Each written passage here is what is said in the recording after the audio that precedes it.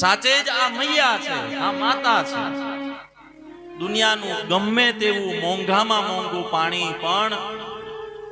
જો સ્ટોર કરીને સાચવીને મૂકીએ, કદાચ 15 દિવસ, એનાથી વધારે 20 દિવસ, ગમે તેવું ફિલ્ટર કરેલું પાણી બોટલની અંદર સાચવીને મૂકીએ, 1 મહિનો, અરે વધીને 2 મહિના સુધી, પછી એને ખોલીએ ને તો ગમે તેવું મોંઘું પાણી હોય એમાં વાસ આવી જાય, એમાં કોઈ કીટાણુ પડી જાય, એ બગડી જાય, એને પી ન શકીએ। પણ આ ગંગાજળ લઈને જઈએ, 1 પેઢી, જો કલાક 2 કલાક, દિવસ 2 દિવસ કે માસ 2 માસ નથી કેતો, 1 પેઢી, 2 પેઢી, 3 પેઢી, 4 5 6, અરે 25 પેઢી સુધી પણ એક કોઈ વડીલે લાવેલું ગંગાજળ સ્ટોર કરેલું હોય, સાચવ્યું હોય, રાખ્યું હોય,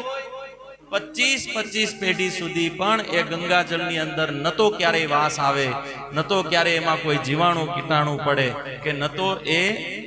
અપીવા યોગ્ય બને। ભક્તજનો, એટલા માટે આપણે એને માં કહીએ છીએ।